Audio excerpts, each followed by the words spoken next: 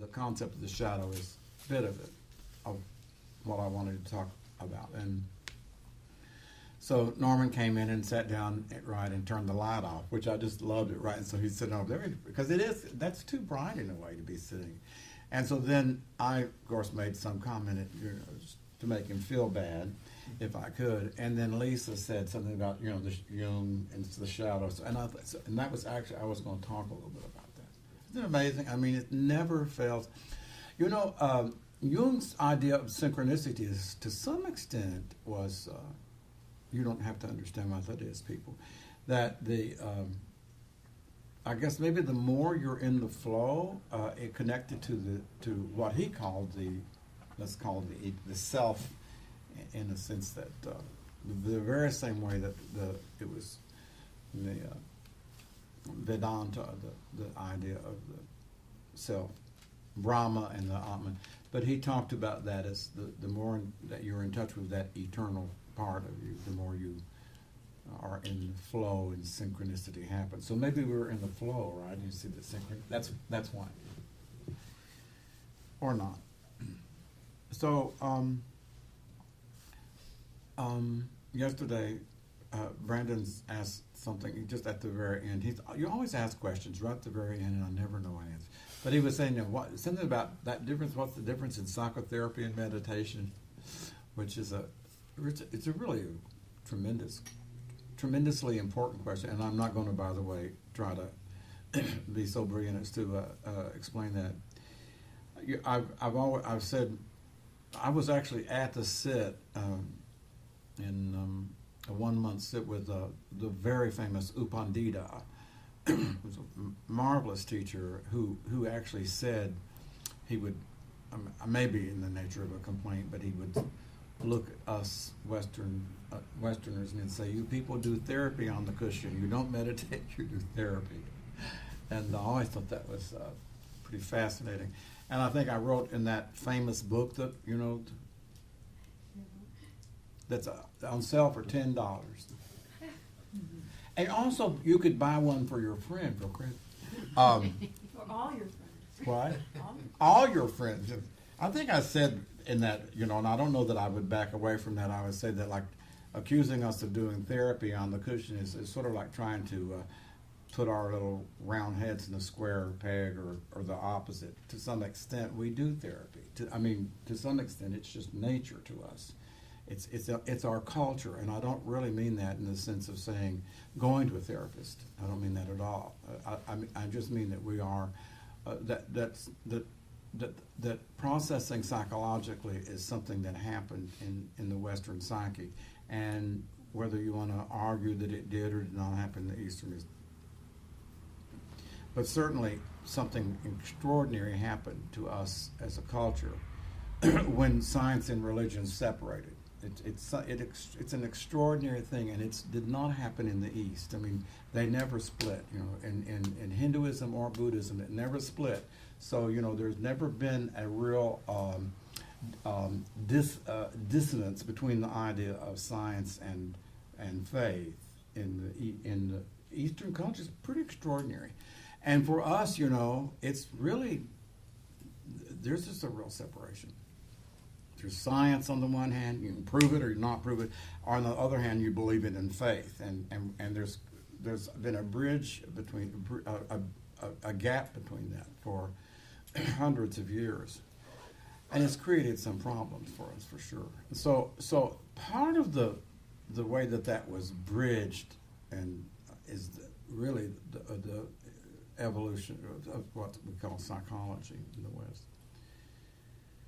Wow, I'm listening to those words and I think I don't even know if I believe them myself or not, but it sounds good, doesn't it?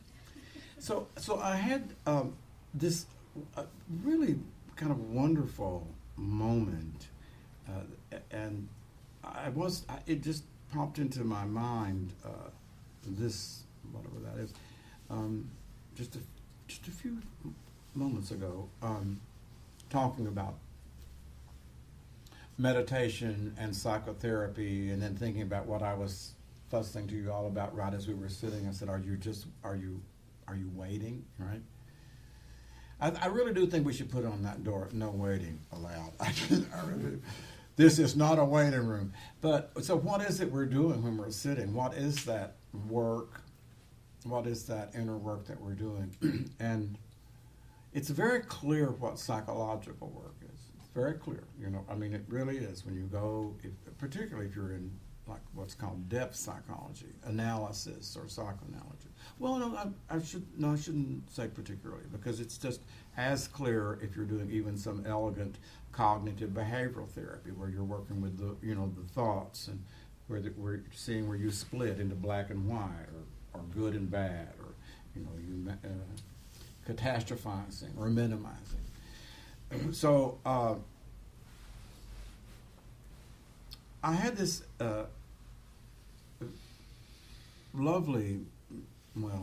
I had this opportunity to be sitting with someone a few weeks ago, who is a serious meditator, and who is serious at doing psychological work, right? So that's a nice sort of meeting of two traditions, and so we were sitting, and this person has is very disappointed in himself or herself.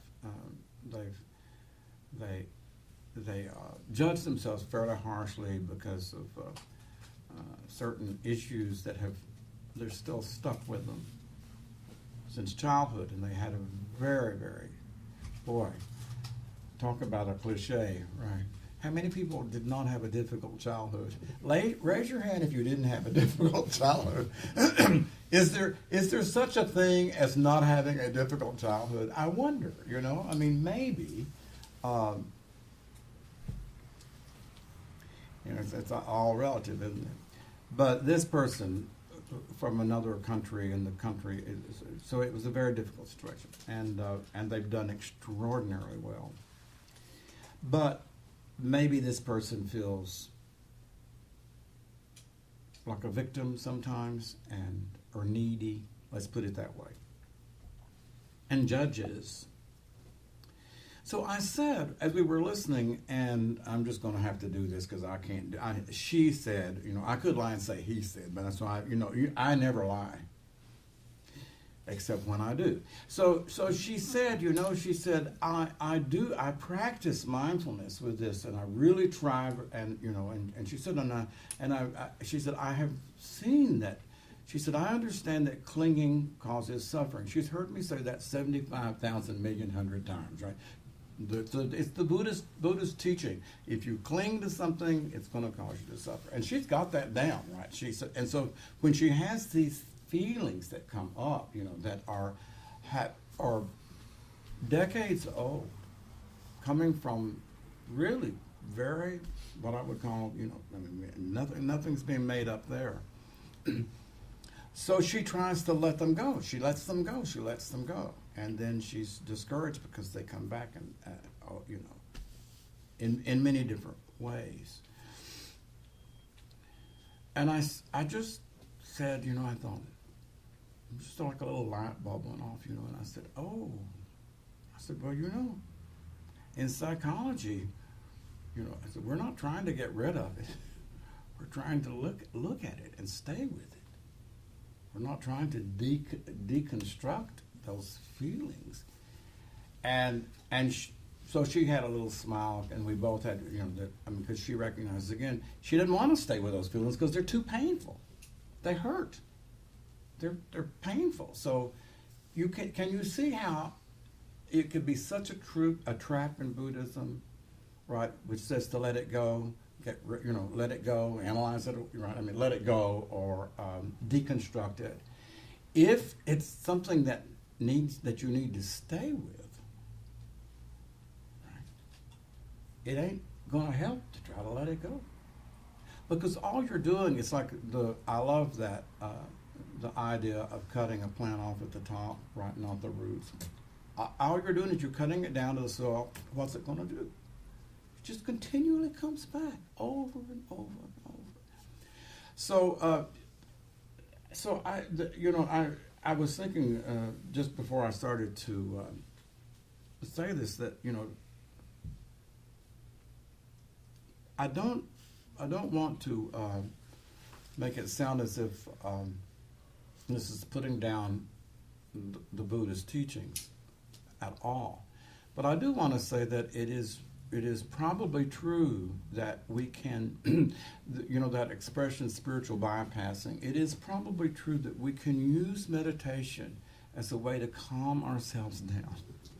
Calm ourselves down in a certain way, get to a certain point where, everything is okay, except when you get on the freeway. Right? Everything's just fine, and so we sat here for 45 minutes, and some of us were even still. Some of us weren't. But really, that we can sit here and even not to say that we dismiss the sila aspect of Buddhism. I mean, right action, right speech, and right living. I'm not saying that, but it can become, of course, that can be somewhat more intellectual than something that we practice in our daily lives. Anyway, just as we do with any healing tradition.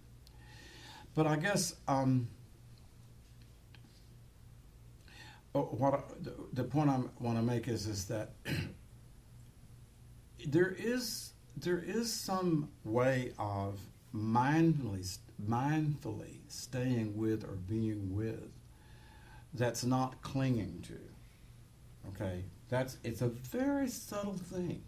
It's like, in other words, if you got here and you've got some issue going on, something is really going on. And so let me just ask a question, because this is the next part that I wanted to talk about. I'm actually going to talk for about 2 hours today, I've decided. I can do it. How many people in here, you don't have to raise your hand, how many people in here have any issue with anger?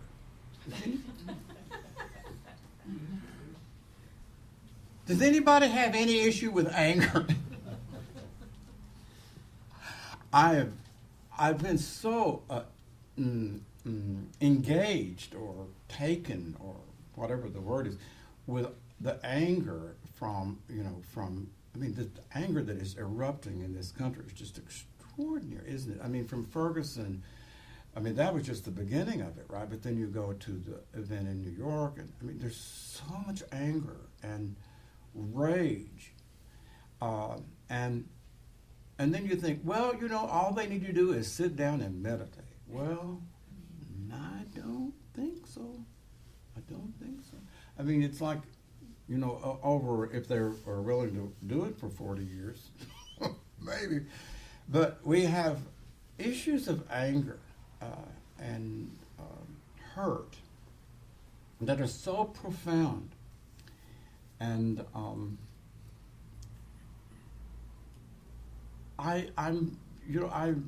just sharing this with you because I don't really necessarily have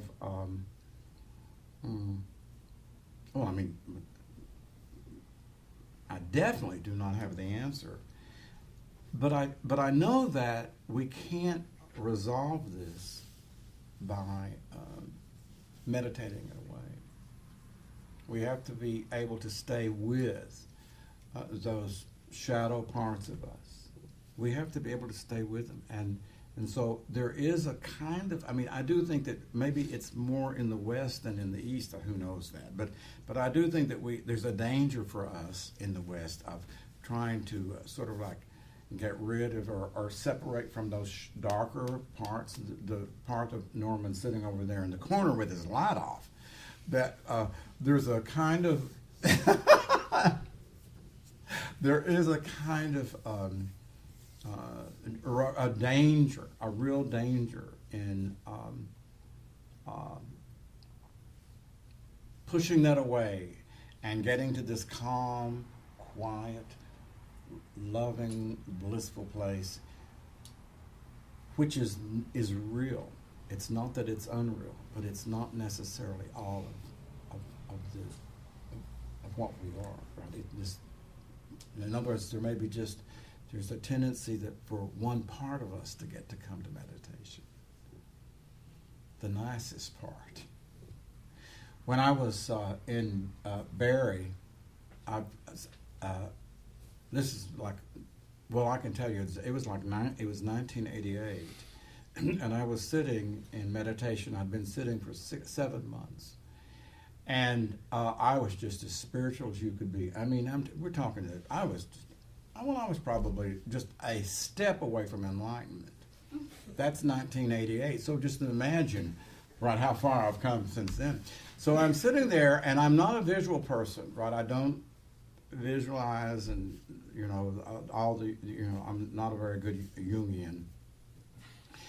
And so I'm sitting there, and I've been sitting for as I said, so days and days and weeks and months, and all of a sudden I saw this beautiful little image over here on the right, and it was very angelic. I mean, it was like a face that appeared and then it disappeared, and then over on this side was a not pretty face. I call it. It looked like a Tennessee redneck, is what I would say. It looked like a redneck from Tennessee. He was really tough looking. I mean, he was, his face was, and he was rather handsome, but kind of you wouldn't want to fool with him, right? And so now this is this Victor, this is this entity sitting here, and I've never done this in my life, but I just looked and I said, well, what's your name? And he said, or it said, Frank. And then I said, so how you doing, Frank? And it said, I'm okay. And it disappeared. Now, that's never happened to me in my life, people. I mean, I've never had, or since. But so then I'm walking in meditation with a beautiful, it was actually a ballroom, because it's an old mansion, a beautiful mansion in Barre, Massachusetts. It's turned into IMS. So I'm walking in that beautiful room, very quiet, and I've completely forgotten about it. I'm walking, and then suddenly came this knowing, this idea. That was your shadow. And I started tearing. I just had tears just falling. And I said into myself, you're welcome. You're welcome here. As much as this conscious being is welcome, you are welcome here. So I think that was a very, very amazing moment in my life, that I actually acknowledged that there was a presence other than this conscious Victor, right? And it was just barely there, right? It was, in other words, how do you think that part was dealing with being at Barre for 6 months? Right. Can you imagine? So when it said, I said, so how are you doing? It said, I'm doing okay. Oh my God.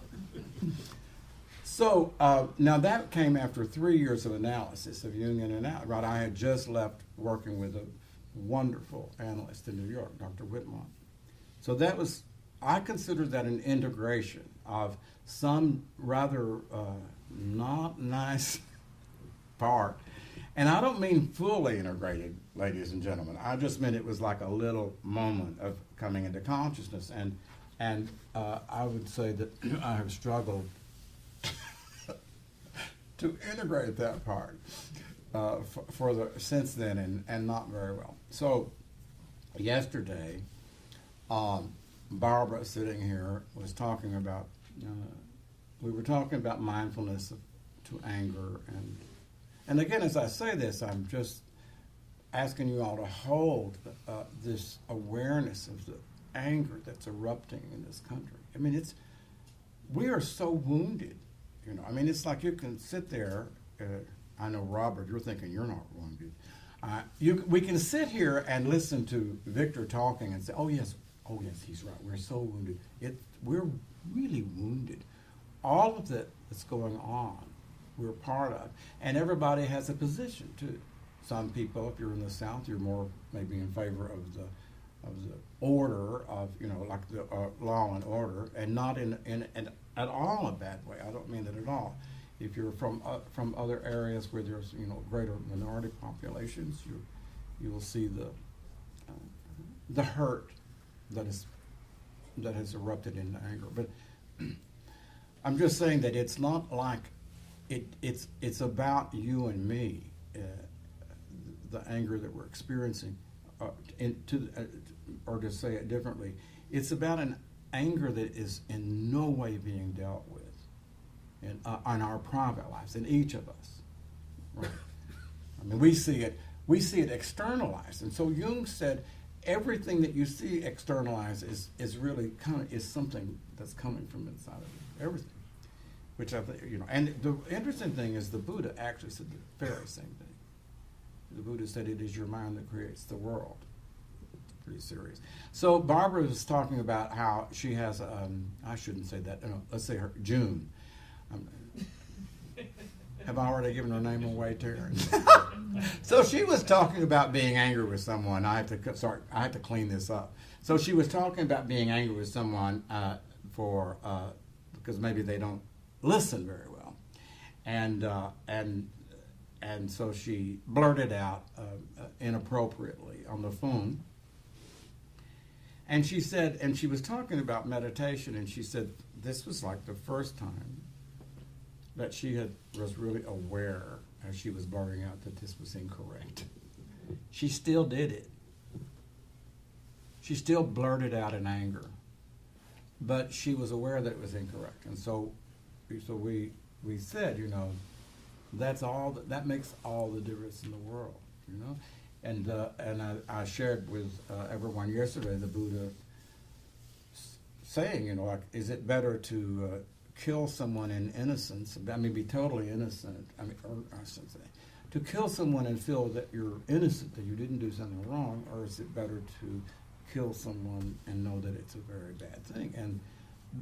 And of course, the answer is it's better to do it and know that it's a really bad thing, because at least you've got a shot at changing, right? The illusion of innocence is deadly. And I think every human being clings to innocence as long as we can, right? Well, I had a right to say that. She was so mean to me. Well, I had a right to do that. Or I have a right to do this. I mean, we give ourselves the right to be angry because we're hurt. We've been hurt, and it's extraordinarily difficult to have this idea of, oh my God, I can't do anything about my anger, but I know it's not right. That's a huge step. It's a huge step.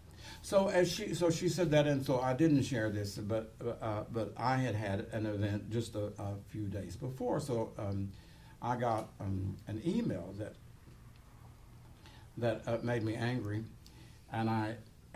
so I was sitting there, and so I just without any thought I typed back a very angry response. And what was so fascinating about it was I didn't have any idea of how angry I was, except that I did know that Frank was out. I mean, Frank was all over the place. And so I got up, and I had moved a plant in my living room, right, to water it, and I'd forgotten to put it.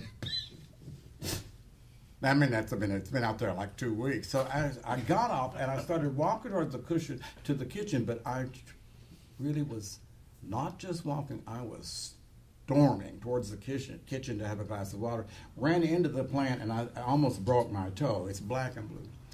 So I hit that plant, right, and I stood there, right, for a moment, and I thought, oh my God, I mean, I'm just totally out of control. There's no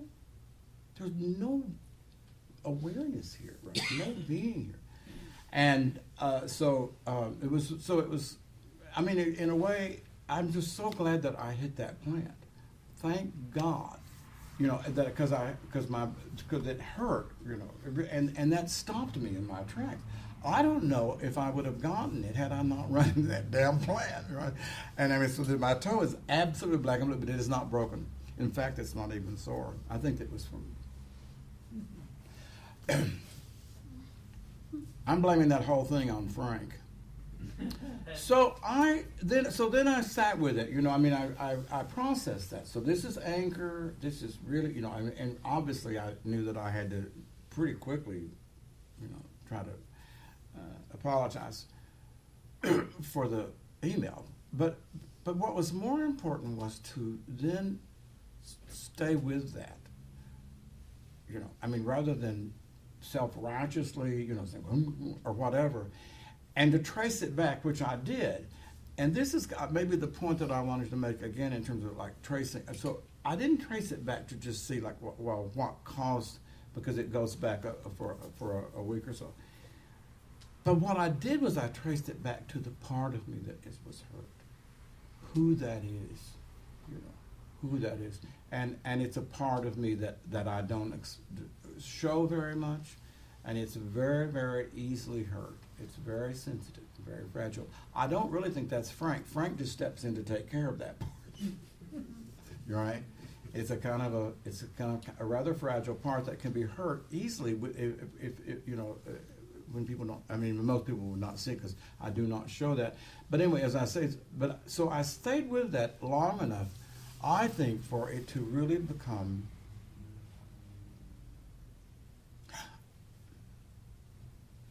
I don't know that I would say that it was an insight. I don't know how, but it definitely was. I am so grateful for all of it, for every bit of it. I am not grateful or happy to be hurtful to someone else, but I'm so grateful. And it seems to me that the meditation part of it is the mindfulness, right? I could not have done that had I not been able to maintain mindfulness, because, for the entire experience of processing the hurt and then the anger. But there's a psychological component, because I did not try to deconstruct it. Do you understand? I didn't try to make it like that it's just, if nothing, it's emptiness. If you go to a very, very high state of meditation, where you've worked through all your crap, you can get to emptiness. Okay? You can get there. But if you have not worked through your own stuff, and you are presuming to be, enlightened, it's not going to work very well. So this is written by somebody named Dorsha Hayes. Now, I don't know who Dorsha Hayes is. Do you think Dorsha is a girl or a boy, Beverly? Dorsha's a girl. Woman. Okay. This is wonderful. You're going to like this. You are going to like this a lot. Why are you laughing, ma'am?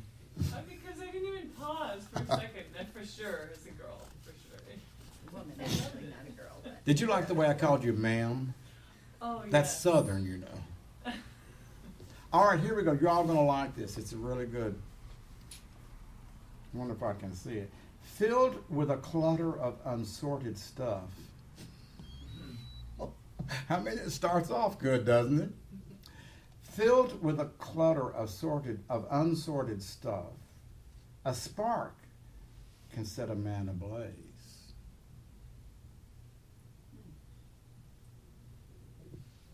Lisa's nodding. She's been there. What's there heaped high among stored rubbish at a puff will burst into flame. No man can be aware of how inflammable he is,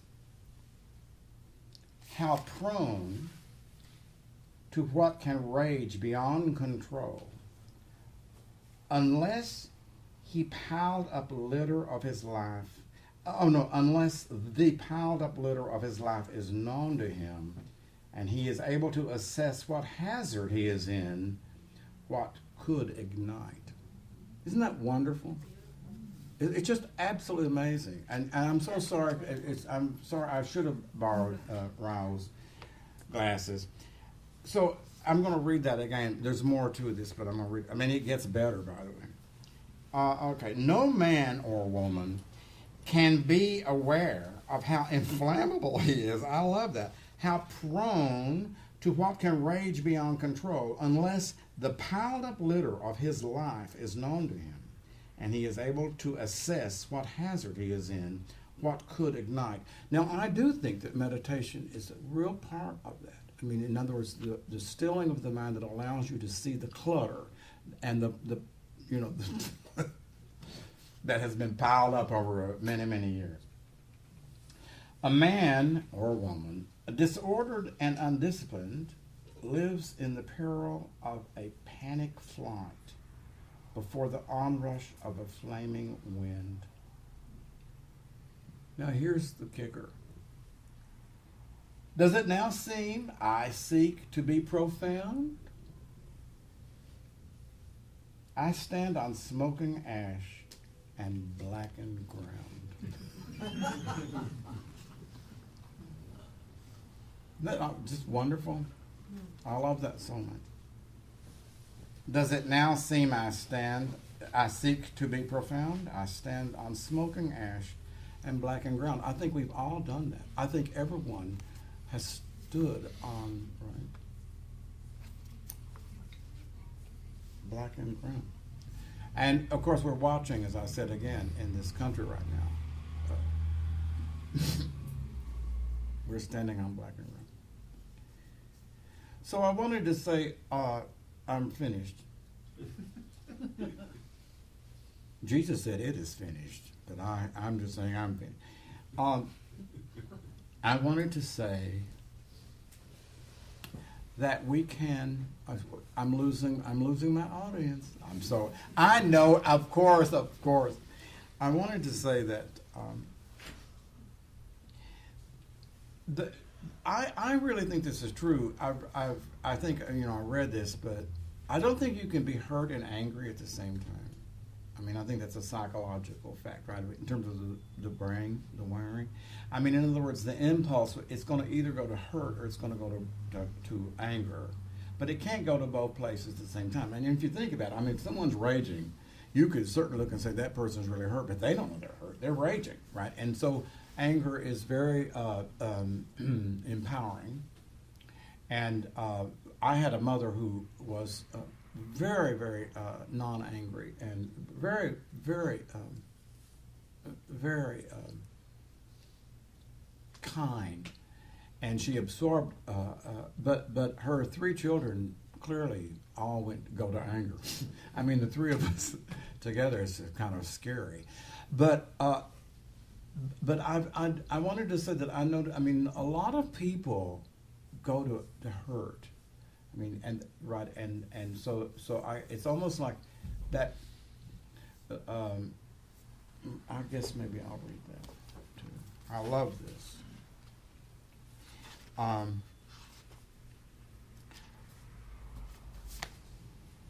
Well, you all have heard this. Everybody's heard this. Robert Frost. Some say the world will end in fire. Some say in ice. From what I've tasted of desire, I hold with those who favor fire. But if I had to perish twice, I think I know enough of hate to say that for destruction, ice is also great and would suffice.